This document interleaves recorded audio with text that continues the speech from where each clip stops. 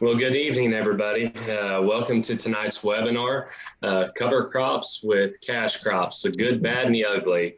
My name is David Kleinschmidt. I'm here with three other Midwest farmers from Illinois, Missouri, and Kansas. They're going to, go through and help us understand kind of their context of what they've been doing on their farm, and have an open forum questionnaire. So feel free to type in your questions for them, for any of us. And also, if you have the option to raise your hand, we could even call on you to ask your questions live as well. So with that, I'm David Kleinschmidt. I'm one of the partners here at Understanding Ag, if you don't know me already. And I'm going to start off with let me start off with Mike Imhoff here. He's a good friend of mine. I've known him for a lot of years. He's from Southern Illinois, and I call him Emmy. So, Emmy, I'm going to let you just go ahead and tell us a little bit about your farm, what got you started in cover crops, and where you're at now. Yeah, Mike Imhoff. I'm from Southern Illinois, Murfreesboro, the southwest corner of Illinois. We farm mostly corn and soybeans, a little bit of wheat. We've added some oats this year, take the harvest. We got started cover cropping probably the early 2000s, messing with some of it. We finally added legumes into our mixes in 2016, and that's where we took off from there. Now we're 100% covered, 5-way mixes on almost everything. Been pretty productive for us.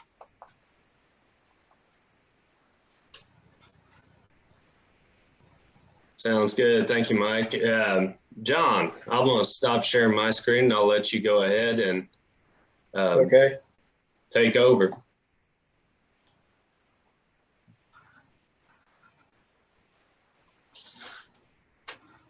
Can you see that?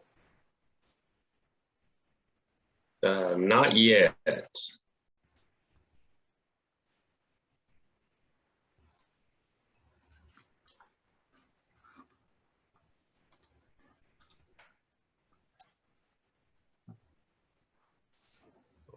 I guess I see that.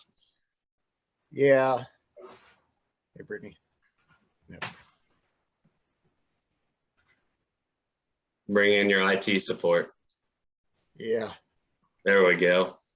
Can you see that now? It's coming up. Okay. You see that? Yes, sir. Okay. So my name is John Hemme, and we're from Sweet Springs, Missouri. I farm with my dad and my my three brothers. We farm about 1,000 acres of row crops, about 250 acres of grass.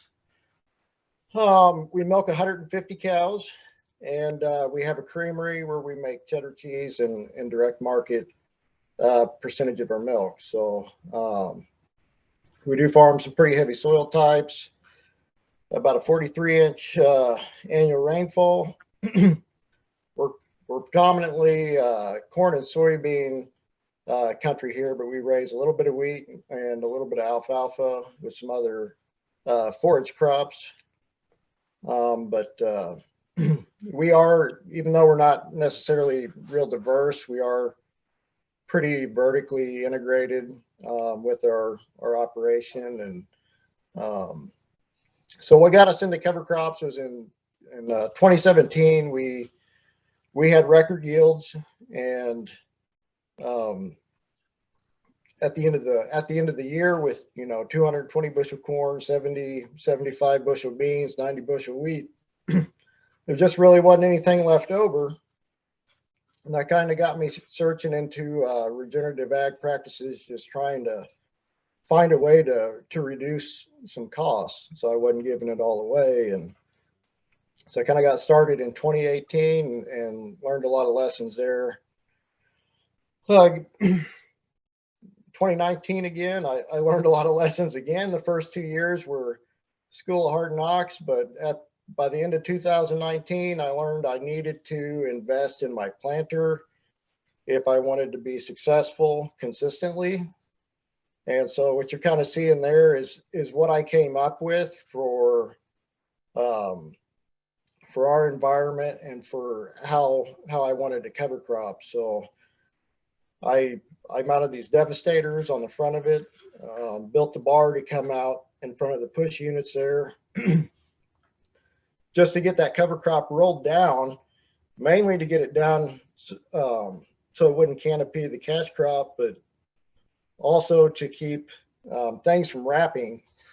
So it's pinned down before the planter ever gets there. It's solved a lot of troubles. And, you know, you got to be thinking about, you know, just your basic agronomy type of stuff, but wait for downforce. I can do that with ballast in those tanks. You gotta be thinking about disc opener blades, because I learned I had to take my no-till coulter off and a lot of that stuff. So I needed a heavier blade. I needed a better closing system that wouldn't wrap, something that had spokes, and 2x2 fertilizer if I wanted to do it successfully in corn. As well as something that's really paid well for us has been spot spraying behind the planter. When you're terminating with those rollers, sometimes you get to places where the cover crop's not consistent. So I'm carrying the ballast anyways for weight. I might as well just spot treat those areas and and save some money. So those are the STP blades that we really like.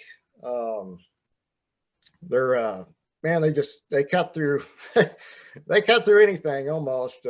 Heavy lodge ride, just they kind of never cease to amaze me. And the closing wheels, we went with these because they do a good job of not wrapping for one, and they just do a nice job of poking through that cover crop when we're in heavy stuff, and closing the row.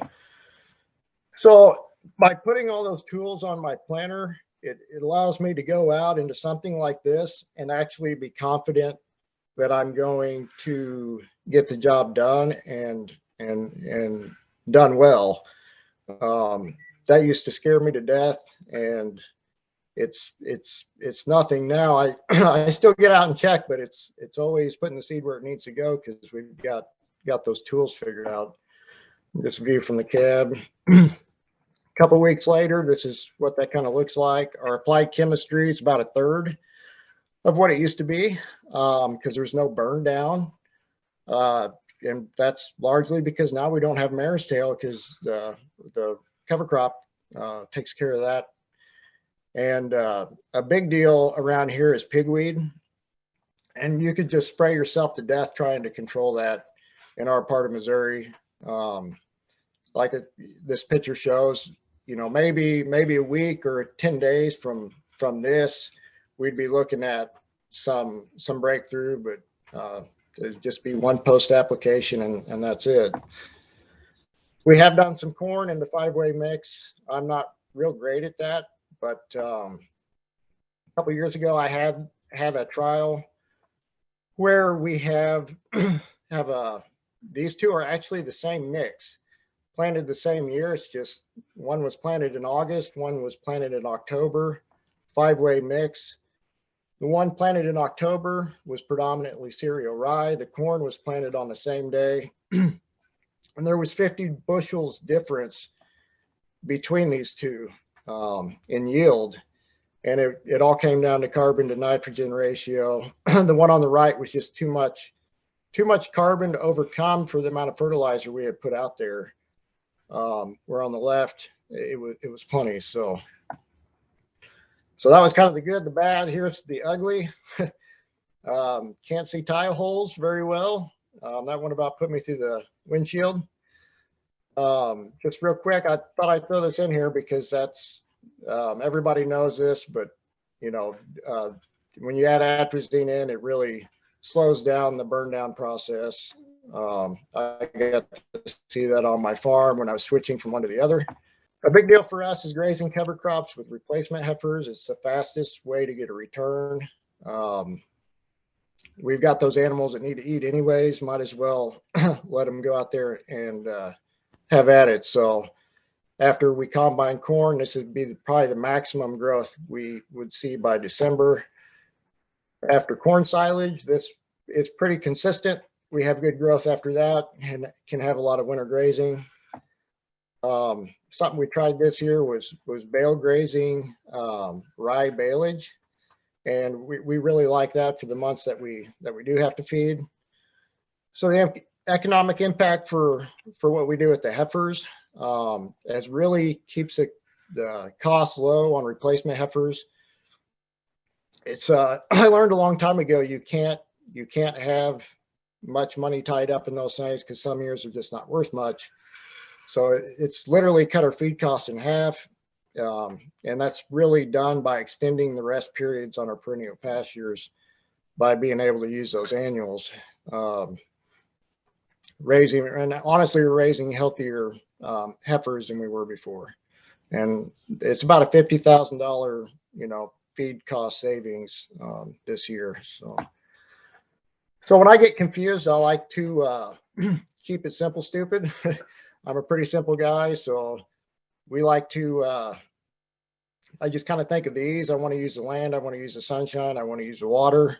The way in which I do that is, needs to be appropriate for my environment and context, and it's going to be different for everybody, but I always kind of go to those. And the picture on the left here kind of demonstrates how we want to use water, how we want to use the sunshine. This cover crop was planted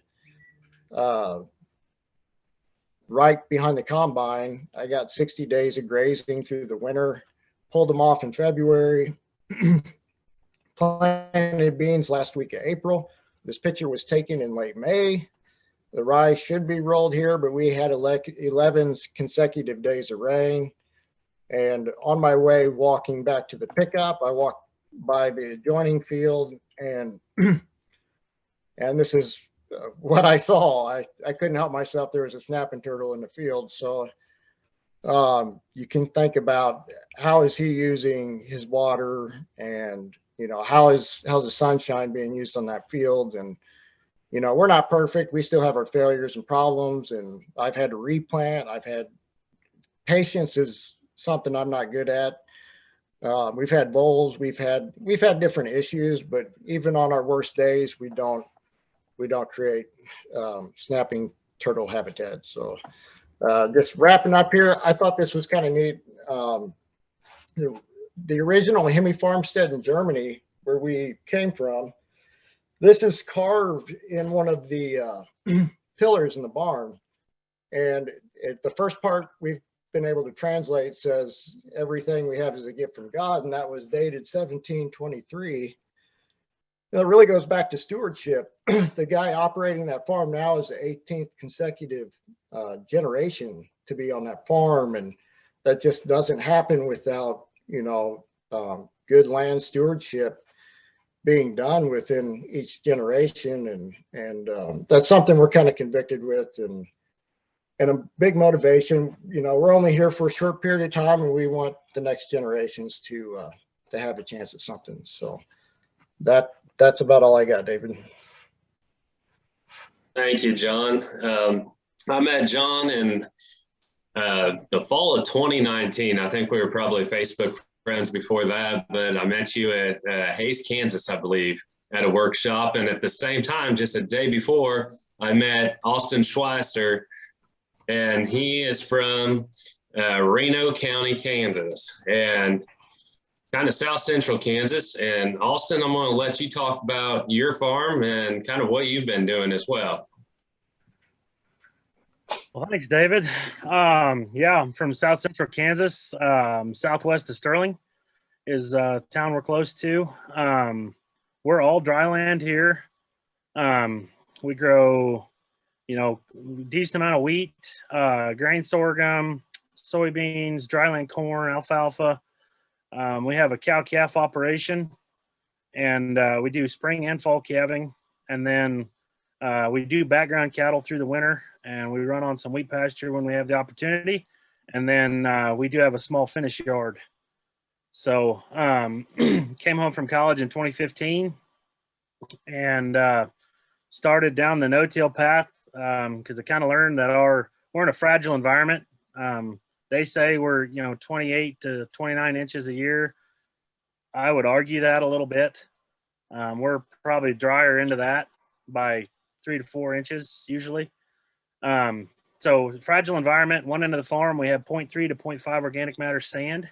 The other end of the farm, we have heavier soils that are that 1.8 to 2 organic matter. So we got a lot of variability, and we have a fragile environment because of the rain timing and duration.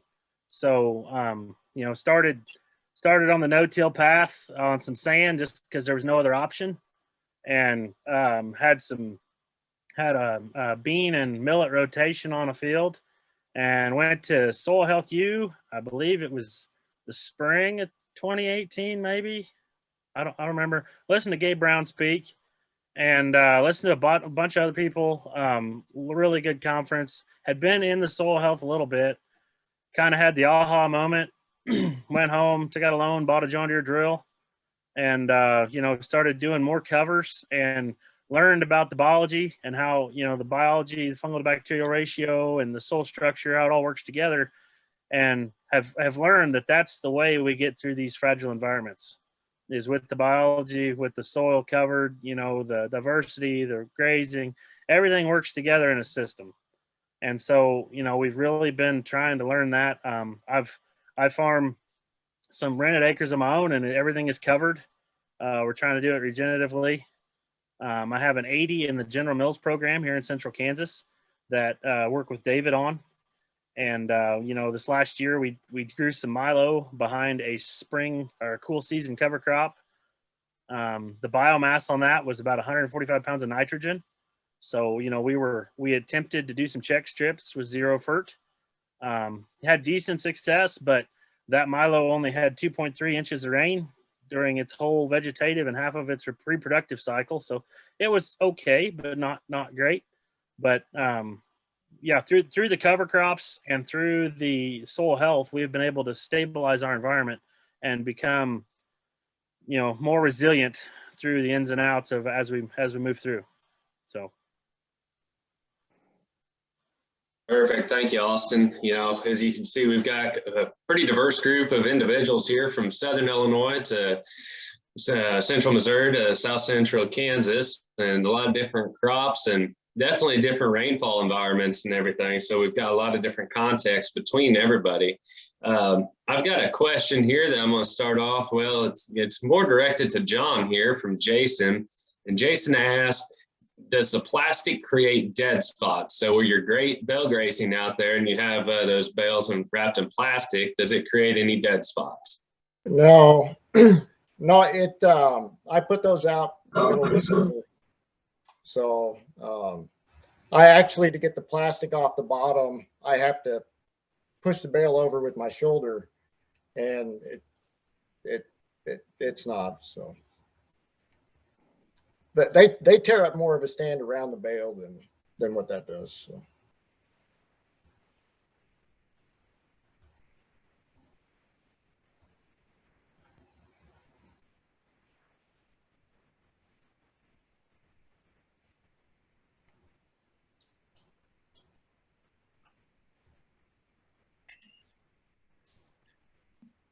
Okay, David's internet just went down, so I'm going to. Are you there, David? Yep, it just said it was unstable, and then it just came back. So I apologize about that. I might try turning off my video. That sometimes helps a little bit.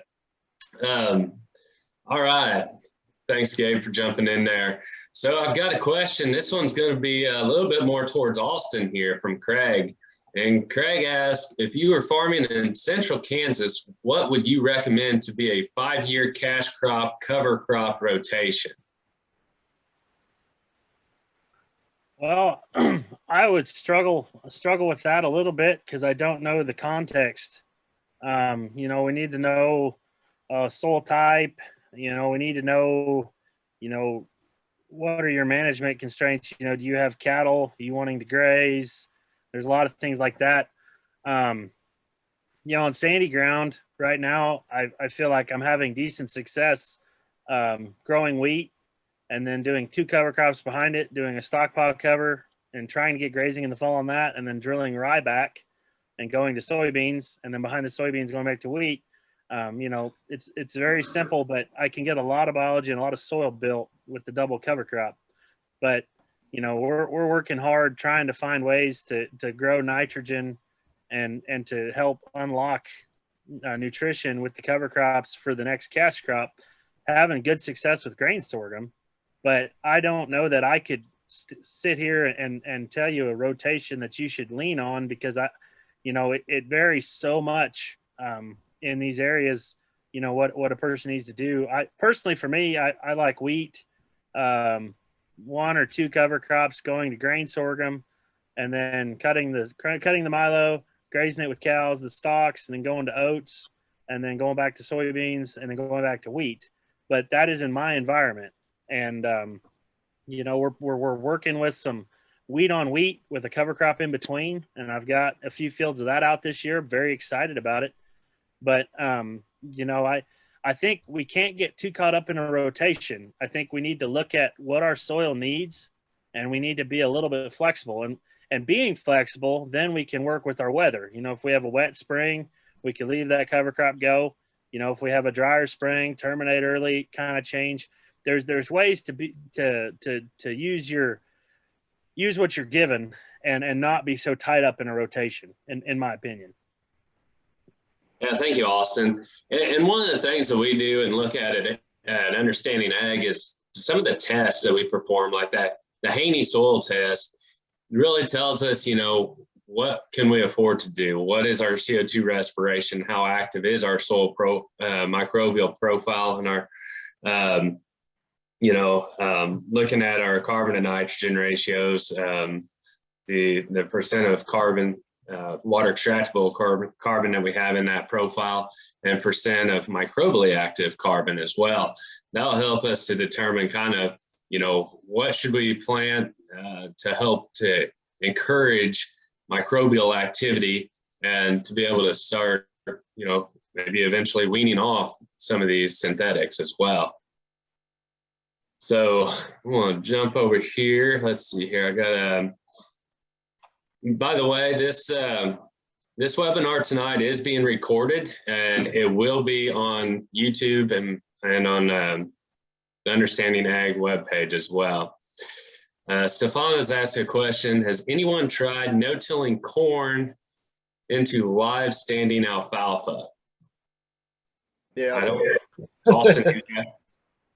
Or I'm sorry, John, you have? Yeah, I have. Here in our environment, we typically have our alfalfa on some of our poor clay soils, just because they don't, just for production reasons. But it seems like between the harvest traffic and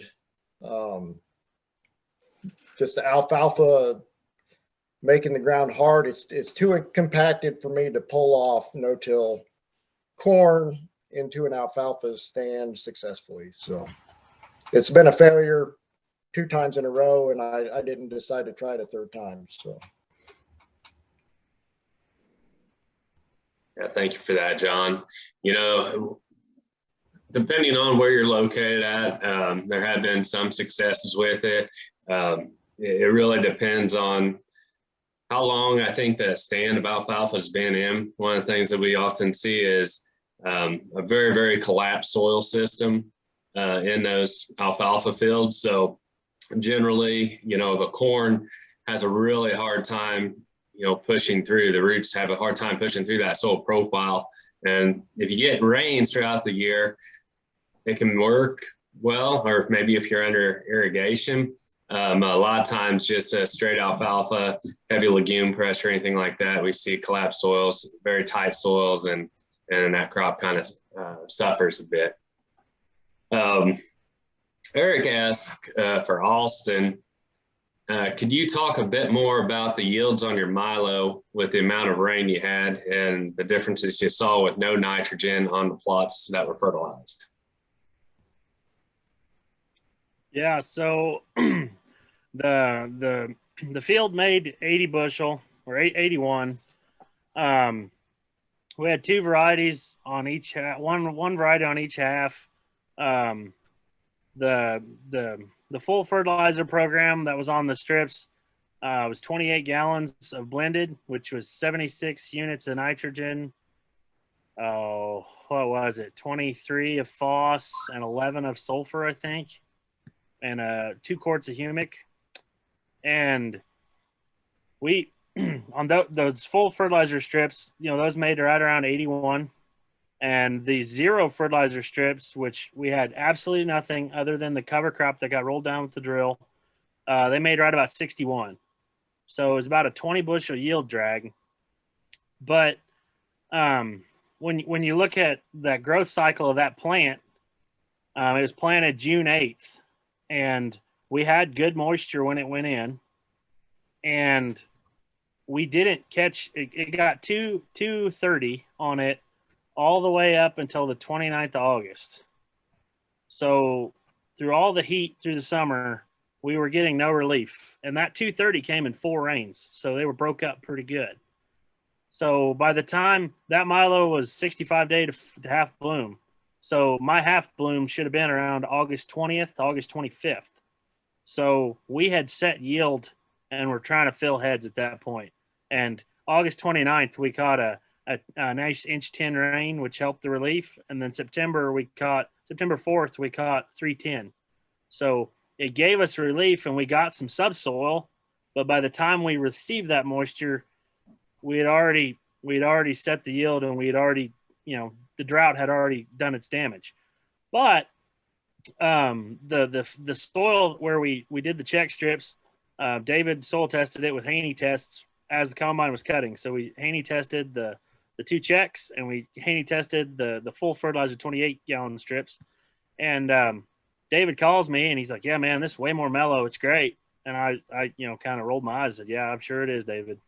And got out of the truck and drove over there when we got done where we were at. And I'll be switched. You can stick a shovel in the ground way easier where there was no fert than where we put the 28 on. And when we got the Haney test back, it shows that my no fertilizer strips there's 105 pounds of phosphorus available.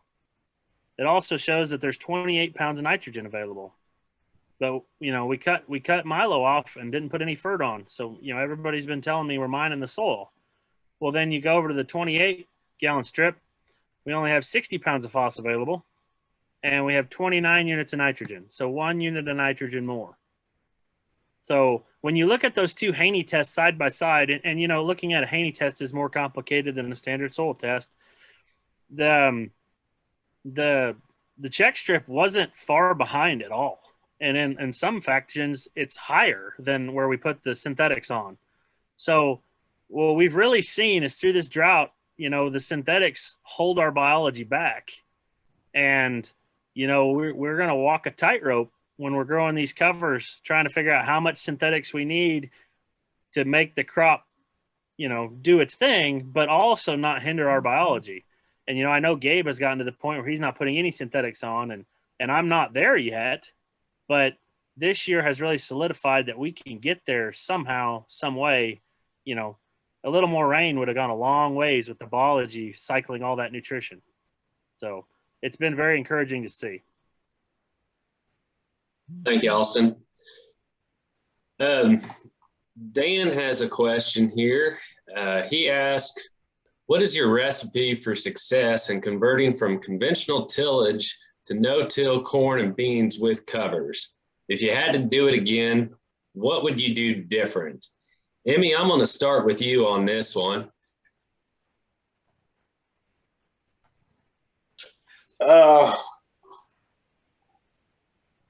There's 2 things that stick in my mind if you want to talk about success as far as cover cropping and growing corn, as far as I'm concerned. And one of them is to be intentional, and the other one is to have patience. I have to know that I have to treat my cover crops as important as my cash crops, because I'm trying to manage them as far as fertility and water management, and and as part of my chemical program. So I have to be intentional to know that I have to have them. I have to have the mix in there that I need for what I'm doing. And I have to have patience, because if I don't let the covers grow to do what they need to do to get me to where I want to be, then I might as well not be doing it. And when you go, there's a bigger transition when you go from a conventional to a no-till program, as there is when you go from a no-till to a cover crop, because you're probably not going to be spraying your early burn down, in that cover that you do in no-till. So you also have to get a little more comfortable with planting, maybe a little later in the spring. So that's where the patience come in. You can get started earlier than probably what I do, but I think I'm going to gain a whole lot more out of my covers by giving them patience, or giving them time to do what they need to do. And that's my suggestion to anybody is learn a little bit of patience and be intentional. Appreciate that, Emmy. John, do you have anything to add? Yeah, he said it right. I mean, patience is one thing I'm still working on. So it's hard. It's not easy to watch your neighbors out planting and you sitting around, waiting. So another thing is I would say, just be prepared. Like, have a plan A, a plan B, and actually be prepared to execute plan B, because that more than likely might happen. So that's what I got.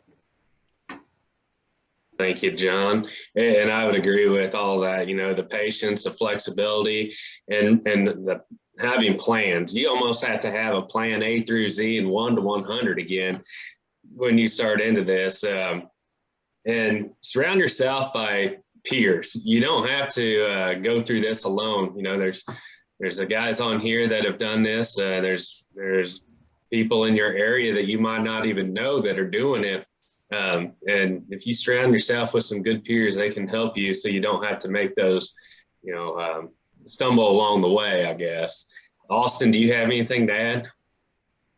The patience is huge. Flexibility for me is huge.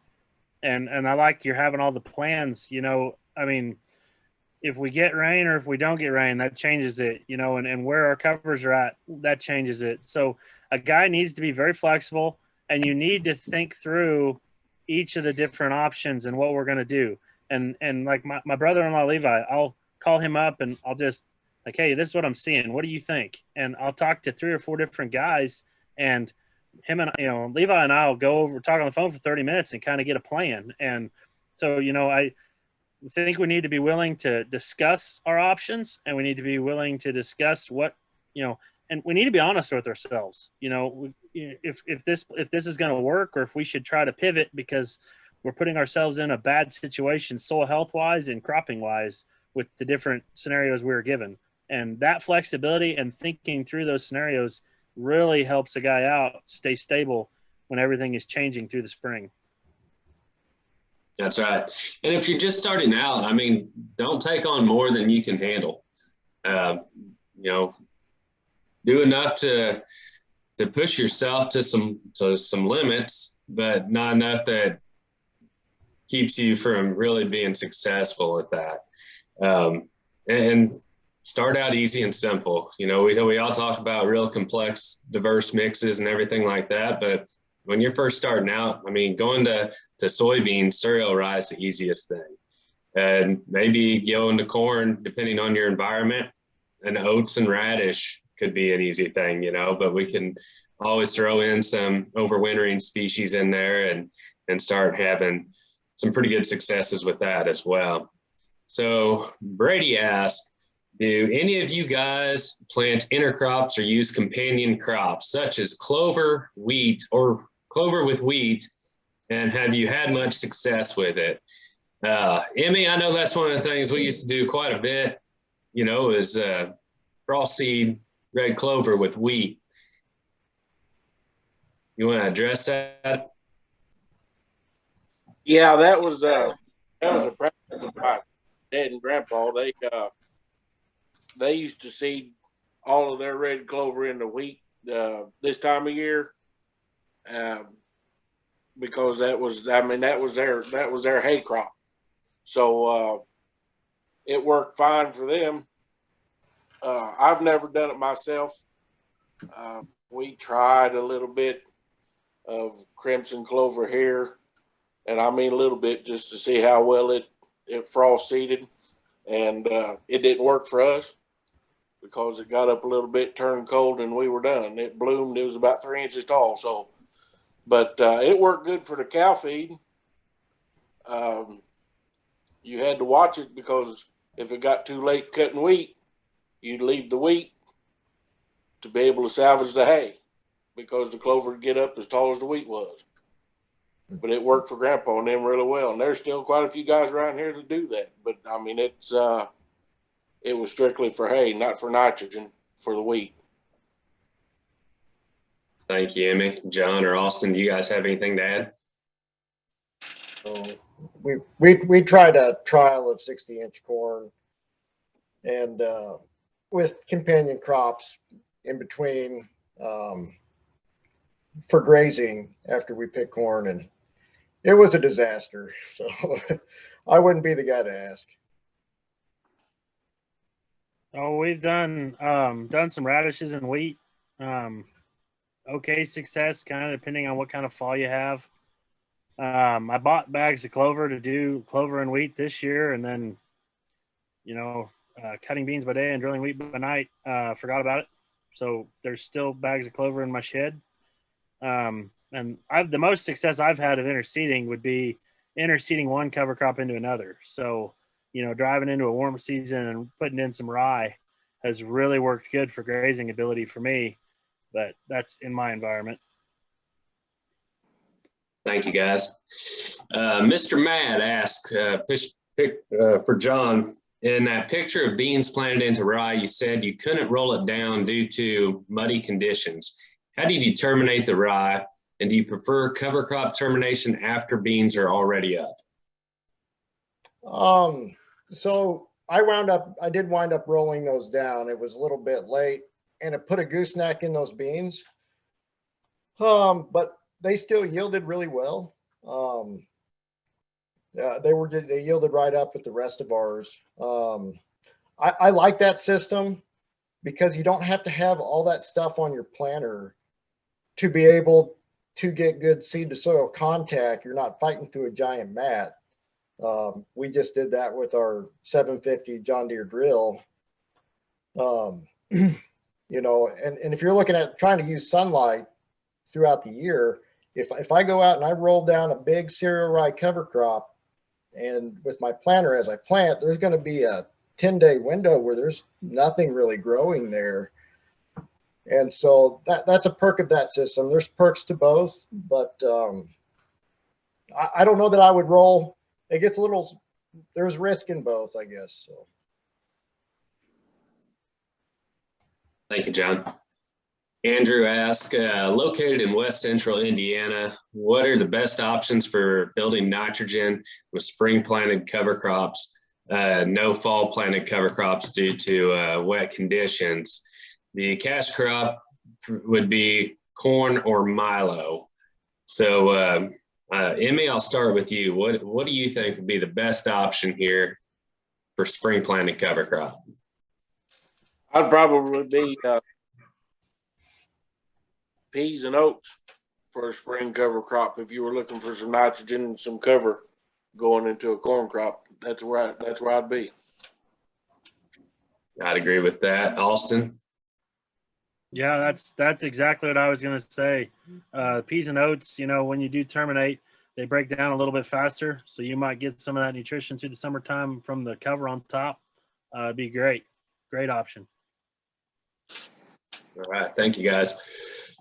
Josh asked, has anyone tried to monetize soil health practices by value adding products, either by trying to get a premium for your crop due to a soil health practice, or marketing a value added product, or some other method of adding value to a commodity? Anybody want to jump in on that one? I can. Go ahead. So yeah, we've got our creamery, and I got into the soil health. We started the creamery in 2016, and I got into soil health stuff, around 2018. And those first couple of years, we would get a little bit of bad backlash over conventional farming practices. And since we've been doing these soil health practices, and that wasn't the intention, I mean, we were pure with our intentions, but now that we are doing those and we can share that on social media, it has been really well received and has taken care of a lot of that. So it's been a good thing. Hey, Gabe, if you're on, I'd like you to maybe bring up Regenified here. Absolutely. Thanks, David. So the Partners of Understanding Ag are rolling out a new venture that is named Regenified. And right now we're seeing a lot of greenwashing going on in the regenerative space. A lot of individuals, companies, businesses are claiming that they are doing what's right for the environment and being regenerative. But what we're seeing is that it is not what we would consider regenerative. So we decided to go ahead and launch a verification company which would verify farms, ranches, and supply chains as to the 6 principles, the 3 rules, and the 4 processes. So briefly, what this will look like is a farm or ranch would apply to Regenified to be verified. We would, and Doug Peterson can jump in if he so chooses. Doug helped us develop, well, he did develop the protocol and the measurement standards for this. We're going to go on to these farms and ranches. We're going to do a baseline test the first year. We're going to test everything from soil carbon to biology, the PLFA tests for microbiology. We're going to test biodiversity, infiltration, and a whole suite of tests. The individual farm or ranch has to have a plan on how they're going to adopt the principles and the rules to drive the processes. After a year's time, we will come back and evaluate and test that farm. And if they have shown improvement, they would be eligible for verification. Now, those of you, for instance, our speakers on this webinar this evening who are well down the path, you can have your farm verified. And if it is obvious, if you have some baseline tests done, and it is obvious to the verifier that you have a plan and the principles, processes are in place, you can become verified immediately. It's a 5-step process. It's one that's very inclusive of up front, and it is one that demands continual improvement. So our goal is to get regeneration on as large a landscape as possible. Now, what would that do for you? Well, in the case of John, for example, they would be able to earn that verification seal and they'd be able to put it on their products. We are also working with a number of supply chains because we believe that the onus for this the burden should not be on the producer. The supply chains, companies need to do what's right and move their supply chains down this path. So we have a number of companies that are willing to pay producers a premium for the products if they have this verification of being regenerative.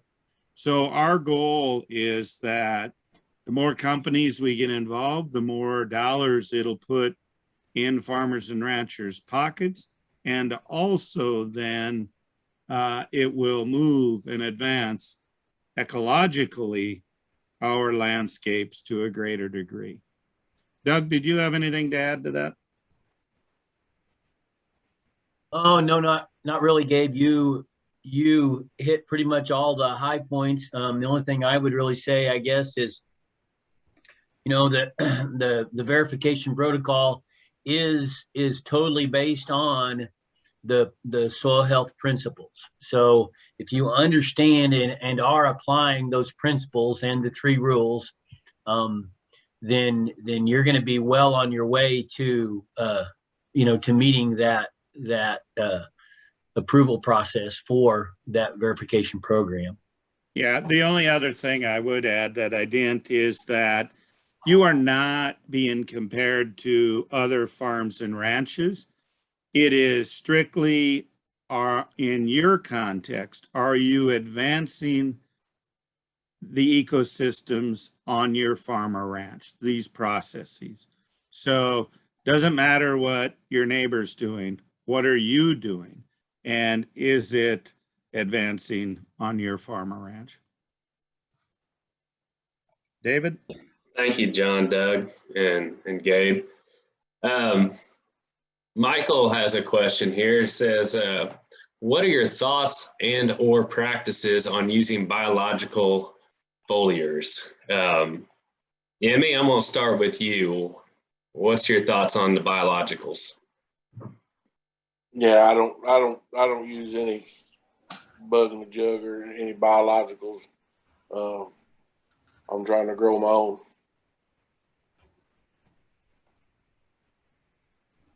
Thank you, John. John, what about you? Are you using any? Or have you used any? Yeah, so we made a Johnson and Sue bioreactor before last spring, and it was ready, and I had put it on one field, and I didn't think it was going to do anything, so I didn't leave a test strip. But I do know that corn was our best yielding corn, and so I'm not saying that I think it did something, because that field should not have yielded what it did. It's a pretty poor farm, but I'm a long ways away from really knowing what I'm doing there. So, Austin, you got anything to add about the biologicals? Yeah, we've run some biologicals. On corn this last year, we had a 5 bushel gain. We also gained 1% protein in the grain. I've got some weed out that we've got some biological trials on. One thing I will say is, instead of using money on the biological, use it on the cover crop. So we've got wheat behind beans, and you know, where I've got the biological on, the roots are better and they've got better growth than where I don't. But then if you walk over 100 yards to the wheat on wheat with cover crop in between, roots are almost twice the size. So when you look at what we can do growing biology with cover crop, you don't need the bug in the jug. So, I mean, we're using it a little bit as a crutch to get to where we need to go because we're headed that way. But I don't think, you know, if a soil's been healed and using this system, you don't really need it. So, in my opinion. Yeah, I often say there's principles, practices, and products. And principles are true no matter where you go, where you're at, no matter if you're in a 2-inch rain environment or a 200-inch rain environment. Practices are always going to change, and products are basically something manufactured that somebody's trying to sell you. And, you know, if we focus on those principles, and especially, you know, the diversity and keeping that soil covered, the amount of biology that we can build in our own soils in the 1 year is unbelievable. So thank you, guys. Stefan asked, I use winter-killed cover crops here in Quebec, so no need to terminate in spring. Do you prefer using winter-killed species or not? So all of the guys on here are pretty far south for that, but what's your thoughts on winter-killed or let it have something growing over winter? Whoever wants to jump in. I think that depends on what your next cash crop is going to be. You know, if you're early in it and the next cash crop is going to be corn, then maybe that's a good idea. But if it's soybeans, you're going to have it, and you don't use a residual herbicide, you're going to have a cover crop of weeds there you're going to have to deal with anyway. So I would just assume let it over winter and take care of that. Yeah, absolutely. You know, one of the things, if you're harvesting spring wheat or something like that up there, you could open sieves on the combine, let a little bit go out, and have that as your cover crop too, to start growing, having something green there. Andrew asked a question for Austin here. Excuse me, David, I'll just chime in on that one, seeing as how I'm still from the south though, because we're just 60 miles south of the geographical center of North America. So I'm not really that far north, but it does get a little cool up here. I did buy a crop roller, and we tried for 5 years to grow Sierra Rye, hairy vetch, and then roll that down in the spring. The earliest I was able to get either of those to anthesis was June 12th. And in our environment, when the average first killing frost is the 10th of September, not enough time to get a cash crop to maturity. So I primarily use covers that winter kill the previous fall as my residue, armor, and weed inhibitor in the spring. And we're seeding into those. Obviously, our goal is to keep a living root in the soil as long as possible throughout the year, but it's context. So it's your environment. You are absolutely right, David, when you said open the sieves on the combine, keep something growing. We have cover crops as long as possible into the fall until winter finally does kill things. But that's our armor residue for the next year's cash crop. Thank you, Gabe. A question for Austin and probably John and Emmy, you guys could answer this as well. But Andrew asked, please describe your 2 cover crop system after wheat. Yeah, so a lot of times wheat harvest here for us is anywhere from like June 20th through July 4th. So, you know, I'm part of our harvest crew here. So I can't chase the combine like a lot of guys talk about just because I'm needed other places. But if we have a window from rain or we get caught up or they're cutting seed wheat, I'll go out and I'll spray. I'll either drill first and then spray or spray and then drill. And I'll plant usually a warm season, usually a 7 to 9 way mix. Behind that, we can run millets, sedans, cowpeas, mung beans, sunflowers.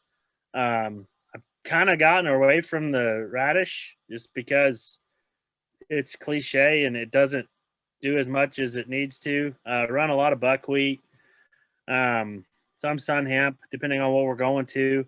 But we're trying to get, if the summer allows us and we catch some moisture, we try to get some grazing out of it. And that's the new plan that we're going forward with is we're either going to graze calves or we're going to bring some older cows in and we're going to graze covers mid-August on. And when we graze those down, as soon as the grazing is done in those paddocks, we're going to drill, you know, if we get into September, then we'll start drilling rye in behind. Or if we're going to Milo there, we're going to do more of a millet blend with the other stuff, with the sun hemp and all that. And then once the grazing is over, we'll go in with like 10 pounds, 15 pounds Austrian peas, 30 pounds of rye, some vetch, and we'll get the system started to make nitrogen for the Milo next June. So, it kind of depends on when the rainfalls come, but with guys I've talked to, I know Connor Pierce, I've had conversations with him, my brother-in-law Levi, and I know David. We've talked about that when we grow a cover crop following a summer annual, so behind corn or beans, we see benefits, but we never really move the needle. In my opinion, in my environment, just because of our lower rainfall, we never can move the needle like we want to. But if we grow that summer cover and we get some moisture in this area, you will grow warm season covers like none other, because we have the heat, we have the sunlight.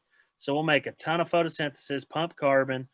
We'll root exudates, the whole 9 yards. We'll get it done. We'll try to graze that down. If we can't graze it, we've even run a roller and rolled it down to stop volunteer from the sedan and millets making seed, and then we'll go back with rye. And we've had really good success this year. A lot of those stockpiles, I went back in and drilled rye on them. So then I have the rye up in the cover, and the warm season froze out, and the cows, they did excellent on it. So by doing the cool season following the warm season, we've really been able to it's like a biology primer. The biology in those soils, we've just moved the needle farther than anything else we've done. So we've really pushed that when we come out of wheat, we're going to do a double cover to just make that soil healthier and get that gas tank full of carbon, full of biology, residue, and just get it ready for next year.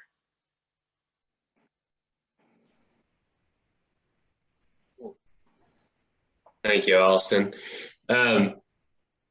Trey had asked a question. It's kind of in regards to that, but after wheat, how are you handling volunteer wheat in that cover crop to avoid a mosaic problem with neighbors?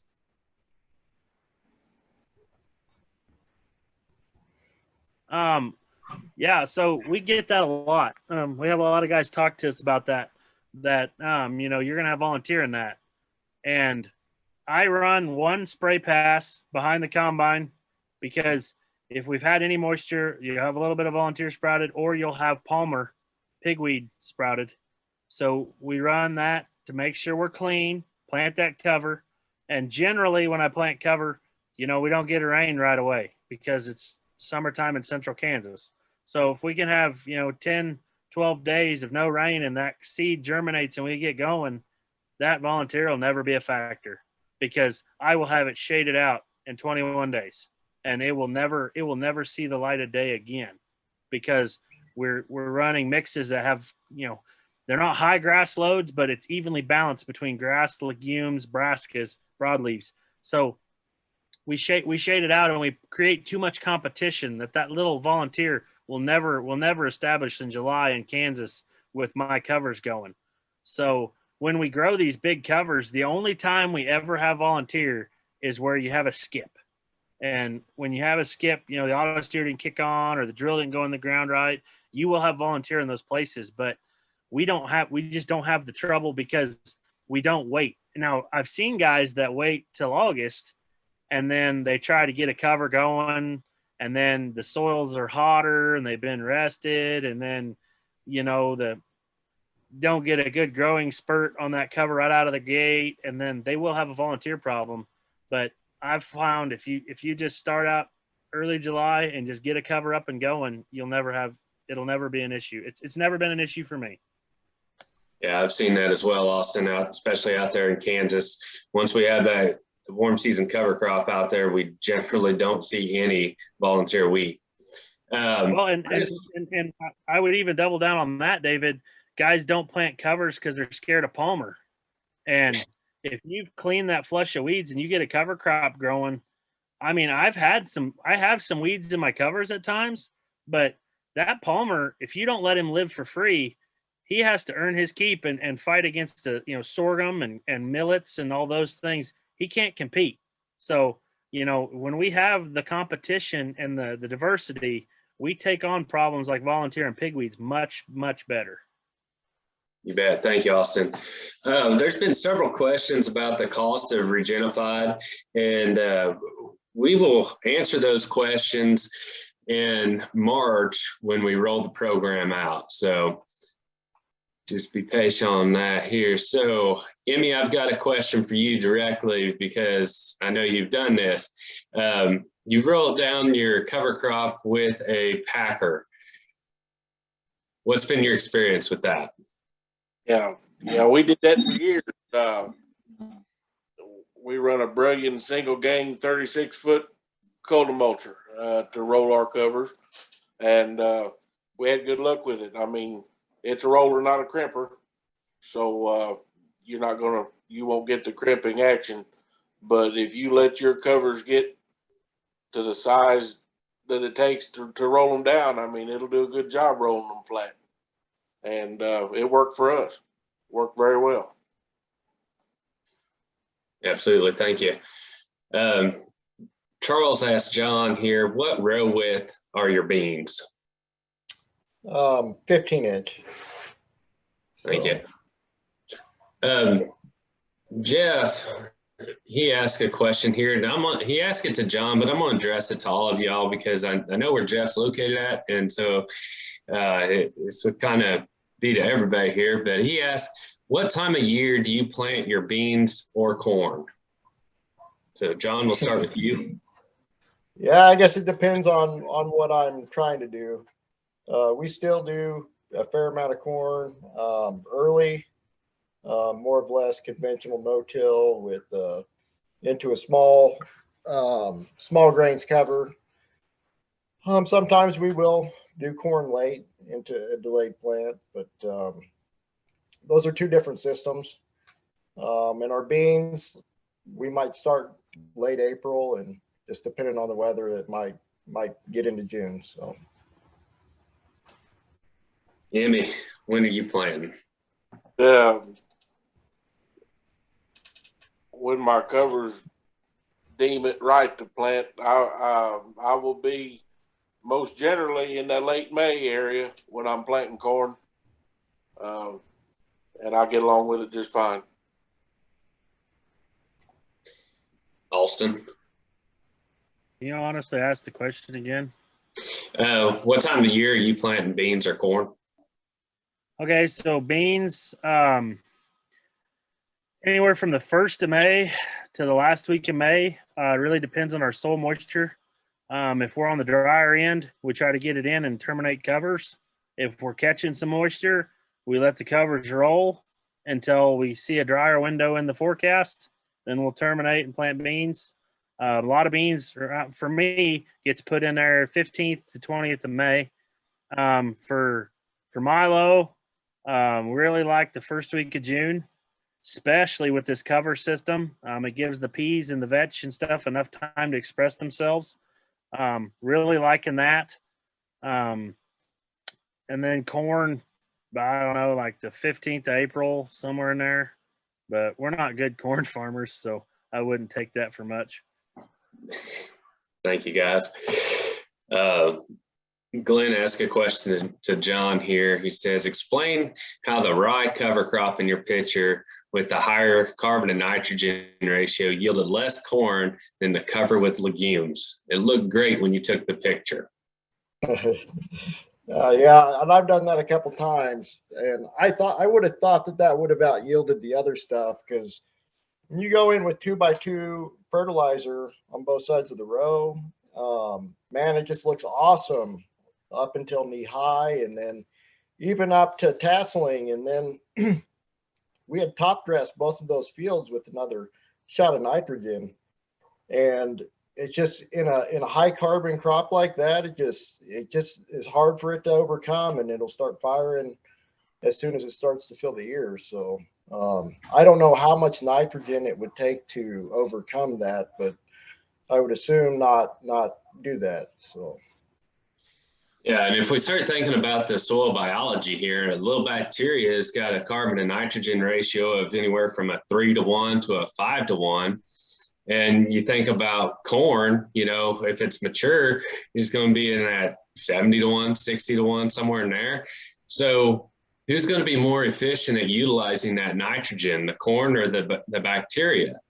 So if we've got a lot of carbon residue out there and we're putting nitrogen out there, the bacteria and the microbes are going to use that nitrogen that we're feeding it to help break down that residue.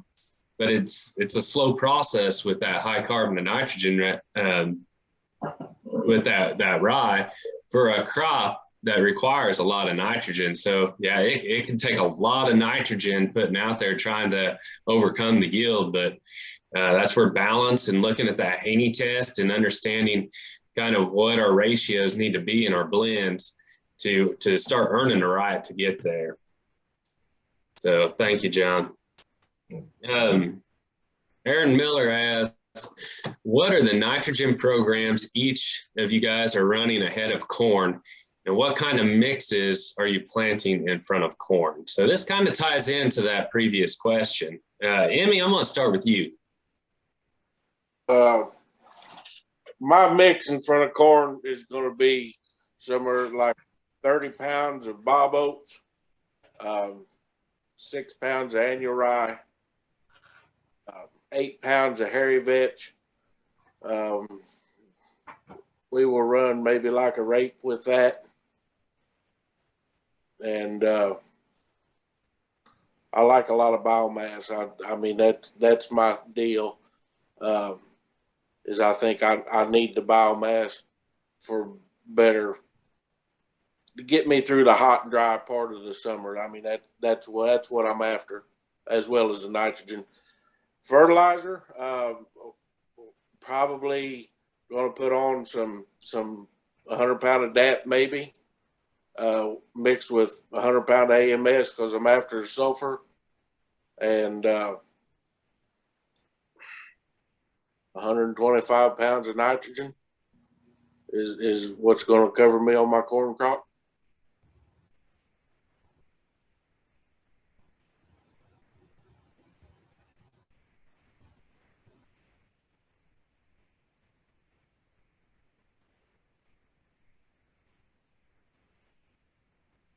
David froze up.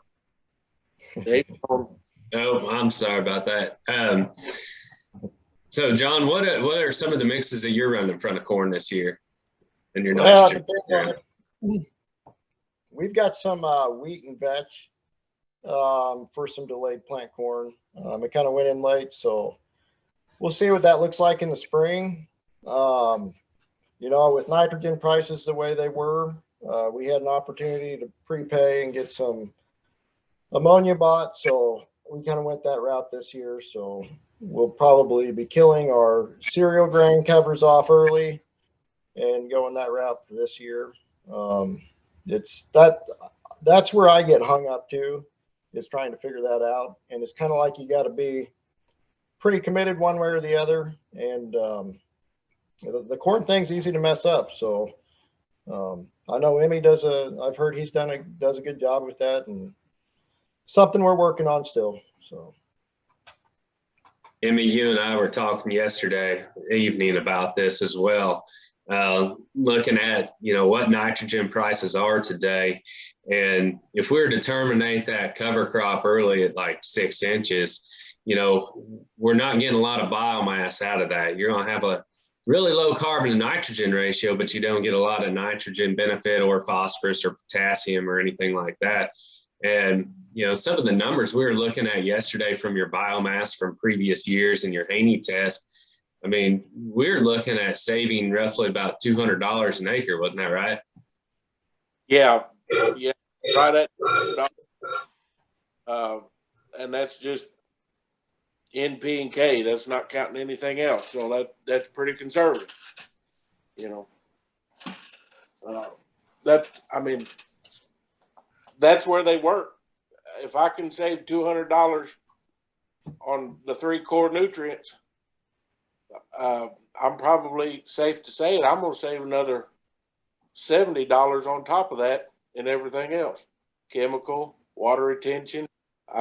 It'll keep me 12. It'll keep my soil 12 degrees cooler in the summer in August. I mean, that's worth something. That's worth a bunch here because we get all our rain in the spring, we get a pile of it in the fall, and we're dry during July and August.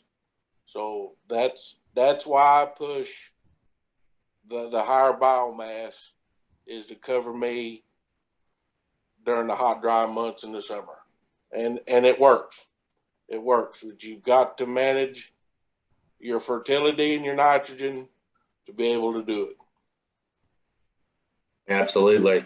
And guys, don't take this as a prescription of what you need to do. You got to look at it your own context of your farm, where you're located across the U.S. and everything.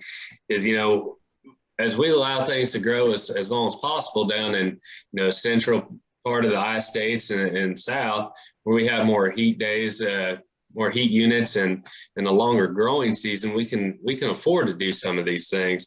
When you get up, you know, northern Illinois, northern central Iowa, across through Nebraska and through the Dakotas, you know, your best success is putting a small grain in that rotation after like a soybean, where that you could grow that cover crop to help you for your corn that next year. So that's just something to think about, guys. Mark asked, he says he's been able to reduce his tall water hemp problems with cereal rye, but now he's starting to get mare's tail. He's primarily a corn, soybean, wheat rotation in East Central Illinois, looking for some advice. And John, I know you mentioned it in your presentation there at the beginning, that you were able to control your mare's tail. So yeah. It was maybe still an issue the first year we were cover cropping, but man, the past 2 years you just don't find it.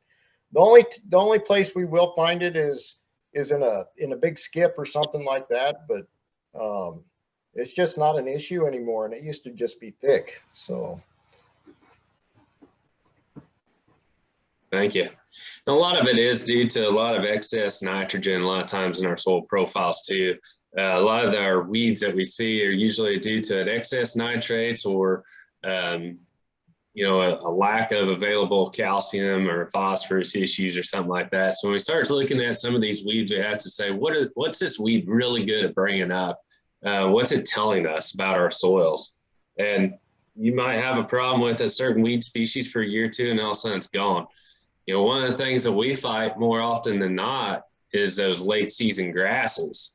You know, once you start rolling down a cover crop or anything like that, we start seeing some of them fall panicum, foxtail issues and stuff like that kind of start to show up. So that's one of the things you kind of got to manage around. So I have a question here about treated seed. Do you guys use treated seed? If so, why or why not? And what about using non-GMO versus GMO seeds? Austin, I'm going to start with you on that. Yeah, so like the Milo we grow, it has treatment on it, but it's hard to buy Milo without treatment on it, because we need it safened for the herbicide. But it's about impossible to buy it with a safener and no insecticide on it. So that's one of the things. With wheat, I don't run any treatment. On soybeans, I don't run any treatment. I hate working with it. You know, my nephew rode with me in the drill. We'd get out. He's 3. He likes to walk on the back and look at the seed, and I don't have to worry about it. So, you know, in certain conditions and extreme scenarios, we might see something, but that's one thing. I'm proud of my dad. You know, I want to be soil health wise and cover crop wise, but he's never seen the reasoning, because when the salesman tells you what you're going to have problem, like on wheat, for example, you're going to have all these problems, but when you go through a growing season and you scout and you look, we don't have those problems, and we didn't use those chemicals, and I don't like using them. So on soybeans either, I don't use them. If anything, you know, maybe a little bit of a biological primer or something, but that's the only thing I've used. So, and I enjoy it. I enjoy not having to worry about it. And like with soybeans, when you plant soybeans into cover crops, you know, your soils are healthy. You've got biology moving and shaking, and I get great bean stands and they pop up. So, and I didn't need neonicotinoids to do it. So that's my opinion. Thank you, Austin. John or Emmy, you have anything to add? Yeah. Go ahead. We don't plant treated soybeans anymore. We've been naked beans for a few years now. And, we've not had any yield drag out of it. Our corn's still treated, obviously. John? Yeah, so like you were saying, seed corn's about impossible to get not treated. We've inquired about it, but where they really kind of get you is on the replant. And the past 3 years, we have just gotten hammered in the springtime, and there's been a lot of replant situations, even in the cover crop stuff. So I have stayed with the treatment on the soybeans, a basic treatment, just to make sure that if that comes up, I am covered. So Thank you. Ross has follow-up question to no-tilling corn into alfalfa. What is a good crop option to no-till into alfalfa? Or are there other variables besides the weather that we can control to gain success with corn into alfalfa? John? I mean, if I was going to do corn into alfalfa, I would maybe try to strip till or something, the fall before. That might work. There's just too much compaction to raise a good corn crop without doing anything. So this last stand that we took out, we took the first cutting, and I literally let it grow back up, and I literally burned down with 2,4-D behind the planter, putting seeding soybeans. And the corn just hasn't worked for us. So Yeah, I've been on a few other farms where we tried to do some corn out after alfalfa, and it struggles. With irrigation, it can work, pretty well, because you're giving it the water in that top profile, because those roots can't get very deep. There's the best option is to have diversity in that alfalfa. If you can, have some grass species and such growing, so you can try to control some of that compaction layer in there. But you're thinking about alfalfa, it takes a lot of carbon to make nitrogen, and that alfalfa is pretty prolific about producing nitrogen, producing protein, right? Same with the soybean. So it's not really feeding a lot of carbon back out into the soil system, but it does leak some nitrogen out off of those nodules as well. So it's not just the haying equipment that's adding compaction to that field. It's that leaking of nitrogen and lack of carbon into that system that's causing the stratification and compaction. Let me see here. Daniel asks, John, when you roll down your rye and standing soybeans, how do you handle the turn rows? It seemed to me that beans in turn row areas. Yeah, it's not a perfect system. So I take a bean from the roller crimper. Yeah. So I don't know. We haven't done a lot of that, and we did our first field this year, and like I said, I did knock some out. It seems like you take out more beans with the tractor tires than the crimper. So the wider the crimper, the better is what I would say. So.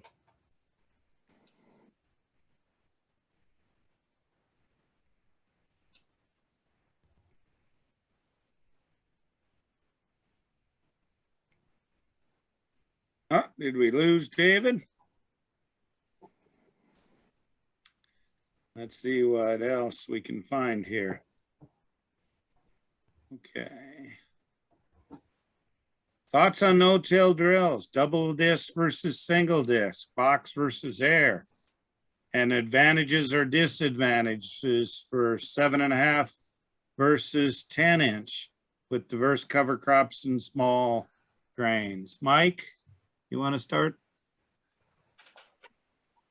Yeah, I mean, we've got a deer air seeder is what we've got. So it's a single disc. I like it. Probably for small grains, I'd probably be a box drill man myself.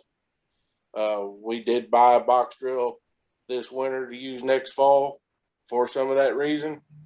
Air drills, if you're not careful, they'll blow the seed out of the trench on you, and that's my problem with it right there. So, but I'm a single disc man myself. Thank you, Mike. John. Yeah, I'm with Timmy. We've got a 750 John Deere drill, and we like the 7.5-inch spacing just to get more roots closer together. And you know, I came down to us is availability of parts and service. We don't want it to be down for a prolonged period of time. Sure. Austin? Yeah, I have a John Deere 1560 single disc, and I love it. It does a great job. But when you look at the cost per acre running the single disc in our sandier environments, you know, I'm actually looking for a 30 to 35 foot no-till box drill to run with my single disc. So I think I can run the double disc in easy to drill environments about $5 an acre cheaper than I can run the single disc. And, you know, this last year, the many acres as I covered, you know, 3 years of similar environment, you know, it'd pay for a drill. And we can do it so much cheaper. Our farm has a 40-foot crust buster all plant, and we're getting about 10,000 acres per set of discs on it, 40-foot, 7.5-inch. And it comes out, well, in Joe Biden's America, it's going to change. But the last 2 times we disced it, it came out to about $1 an acre on disc blades. So, you know, looking at that, I'm going to try to use a double disc more often with the covers just to cheapen up the cost per acre. But the John Deere single disc is a good option. It'll do about it all. I like 7.5-inch over 10 because when you look at the tightening those plants up, like on wheat in our environment, it gives less room for the wind to go down the rows or go through and get to the soil. We get covered quicker. But, you know, I don't know that it's necessary all the time, but that's what I'm running just because I like to be able to cover my soil faster with covers or small grains. So I'm a box drill man. Great, thorough answer there. Thank you, Austin. I run a 1590 7.5-inch spacing, and I found the only 2 things I can't get a crop established in are cement and asphalt. Other than that, we're going to get you a crop growing. I'll just have 2 words for you, Austin. North Dakota. I've got over 30,000 acres on my drill and haven't replaced a disc yet. So don't have that sand to contend with. Kenneth asked you a question, Mike. What are you doing with your Fragipan soils? We don't have a whole lot of Fragipan here on this side of the state. The Fragipan's more on the southeast side. So okay. I don't have any experience with Fragipans. But and your ryegrass is what they're using. Yep. I think Plummer did a lot of work with that over there. Yeah, very good. Here's a question from Brian and John. I'll start with you. If water infiltration rate improvement is one of your top concerns, what cover does the best and what kind of improvements can be seen immediately and then over time? Yeah, so I mean, for us, we keep it pretty simple. In front of soybeans, I'm into rape, cereal rye, and crimson clover as a mix that we kind of go with. And if we can get the rape established, it seems like it really helps with the water infiltration rates, just getting a taproot going down, and then you've got all the 5 different fibrous roots there. That seems to be a pretty simple, effective mix. As far as infiltration rates, you know, a lot of our stuff was you would just stand there and watch the water sit. So it was around a 1/2 inch an hour. And, you know, some of our longer term stuff, it's the first inch in about 4 minutes. is kind of where we've taken stuff on the best end. So. Yep. Very good, Austin. Yeah, so when I think of infiltration, the first thing that I think is we need fibrous root systems. We need to stabilize that soil, because when we have those rain events, we cannot have particles of soil plugging our pore space. So I think fibrous root systems is key. We got to get it as stable as possible. Then I look at the tap roots. You know, I like sunflowers. I like grape. There's a lot of different things that, work well, but in our fragile environment, the number one thing that I tell people is we've got to have those fibrous root systems, because we just got to get everything stable. And then if we can get the soil stable and get cover on top, so we're slowing those raindrops down, we can move it down and through. But we absolutely cannot have soil coming loose and plug in the pore space, because then it's over. And with a thunderstorm, that can happen very quickly. That is an absolute great answer there, Austin. You know, so often we hear people looking to radishes for compaction issues and to improve infiltration, but actually it's the fibrous root systems that are going to make the greatest impact. And you can see tremendous change in a very short amount of time. Do any of you have any slug pressure? Mike? No, we don't. We don't have any more slug pressure now than we did when we were no-tilling and bare corn stalks. Okay, John? No, I mean, we've got voles. We don't have slugs. So. Okay, Austin? Never heard of them. Never heard of them. All right, I like that answer. All right. One final question, and I apologize, we're not going to be able to quite answer all these, is have you done any interseeding in corn? Mike? We have, we had some, my cousin, he grazes cows here on the farm, and we had some, or he had some from a grazing cover blowed on in some V6, V7 corn year before last for grazing. It done pretty good for him, but we've not done anything beyond that. John? Yeah, we haven't, not really successfully. I like to try to plant shorter varieties of corn on the acres I want to graze and get it in with the drill. So. That's very good advice. Austin? We haven't had really any success dry land. I do have a friend over by Colby, Kansas, that some irrigated. They did some on, and the stand wasn't perfect, and it wasn't quite, we changed some things, but with that cover crop in between, it seemed that his irrigation water stayed more stable, better infiltration and less evaporation. We were really happy with that. We're going to play with that some more, but nothing for grazing or anything yet. No. Did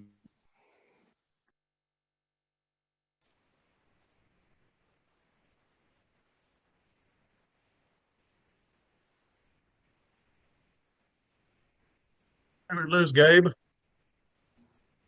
Must be the weather, guys. Our weather. Internets are all freezing up here. So, well, David, you're back on. Yeah, I'm going to share my screen real quick here. Go to the next slide maybe here. Of course, it's not going to let me advance now. There we go. So just wanted to make some announcements. Number one, I just wanted to thank Mike, John, and Austin for taking the time this evening to answer some questions out there. Like I said, at times it might feel like you're on a floating island all alone out here doing the cover crops and surrounded by all your conventional neighbors. But with input prices and everything, know that there's a group of peers out here that are willing to share their success stories, their failures, and to help you so you don't struggle and stumble down the same rabbit holes that they had went down. The second thing I wanted to announce, some of the upcoming webinars we have. Coming up on March 3rd is the next in our series with Alan Williams, and Caring for God's Creation. That'll be a very good one. And then on March the 24th, From Disease to Abundant Life with Ray Thompson from South Dakota. We also have our Regen 101 and our Regen Ag Adaptive Grazing courses online.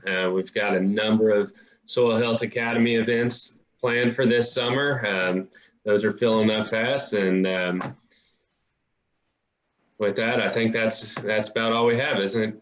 So I appreciate everybody, and we will also want to make an announcement that we will have a webinar to announce and to discuss Regenified later, probably in March. So we'll be announcing that when it comes out. I thank everybody for their time tonight, and stay safe.